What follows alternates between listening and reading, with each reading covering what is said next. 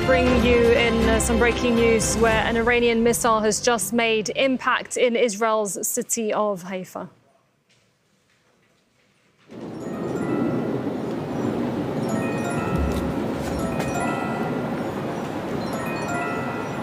Right, well, these are the latest scenes there.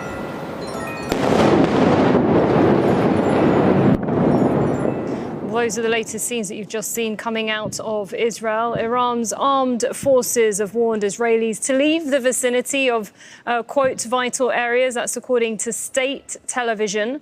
There's been projectiles in the skies of Tel Aviv and Jerusalem as well. Let's go straight to Bernard Smith, who's live for us in the Jordanian capital, Amman. He's reporting from there because the Israeli government has banned Al Jazeera from reporting in Israel and the occupied territories. Bernard, so we're seeing more of those explosions. What more can you tell us?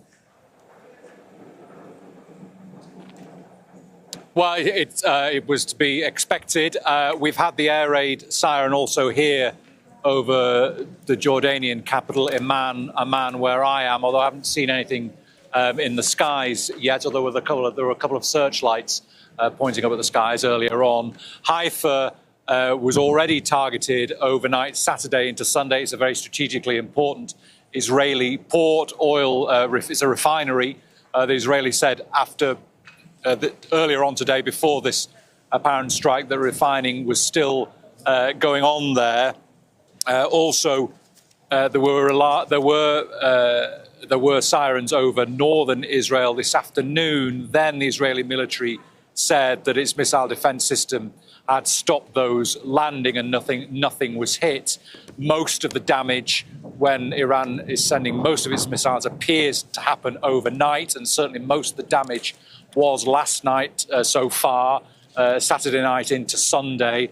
At least 14 Israelis killed, 2 of them children in that, 7 killed in a direct hit on an apartment building, and 4 others killed in a hit on a Palestinian Israeli village. So it looks like Iran has resumed firing missiles again this evening. There have, as you've mentioned, already been hits on Israeli territory. We haven't seen anything going over here in Amman, but that's just over where we're standing. But the missiles can, of course, take other routes. But for now, we just know that those targets have been hit in Haifa and, as you've been reporting, Tel Aviv. Yeah, of course, those missiles, usually you see them in passing through other countries before they do arrive in Israel. And Bernard, of course, this was expected, as you mentioned, because both sides have said that they will continue. Now, what do we know in terms of what the leadership has been saying in Israel? Have we been hearing from them at all in the last hour or so?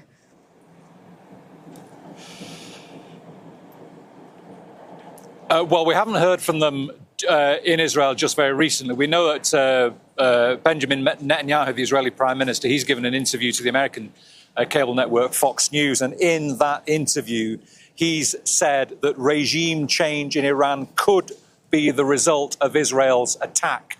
The Israeli military says officially that our goal is to remove the capabilities of this regime to annihilate us.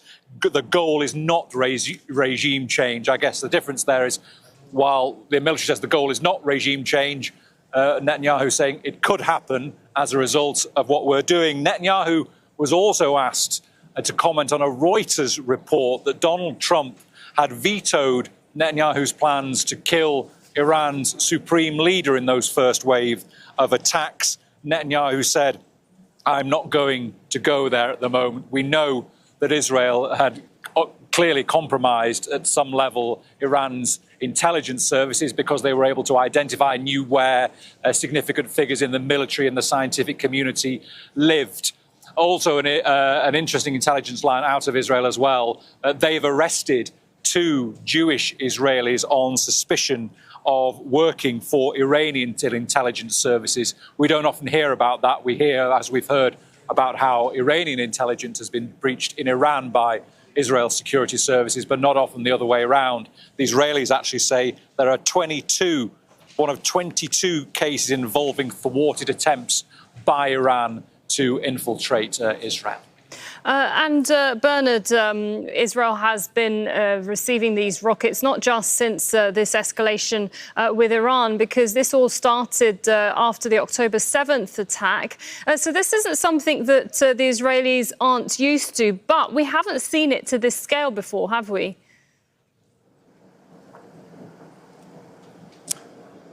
No, the Israelis are used to rockets. They've caught in conflicts and fighting in Gaza before October the 7th. During and after October the 7th, there have been rockets fired by Hamas at Israel. It's inconvenienced Israelis a bit. It would lead to the closure of Ben Gurion Airport for perhaps a day and a half or so. But there's been nothing on this scale. The war in Gaza, Israelis are conscious of it, but have not really been inconvenienced by it or troubled by it. But this is something totally different. This is directly affecting the day-to-day lives of Israelis. As an indication, Ben Gurion Airport closed for at least 3 days, possibly indefinitely, Israel's main airport. Well, that's unprecedented, certainly in the last 30 or 40, maybe 50 years. So the fact that travel to Israelis' airport has been disrupted to that extent gives you an indication of the disruption to Israeli life. That said, the government has said that today in Israel was a normal working day. The stock market was actually slightly up as the Israelis try to keep the economy as open as possible.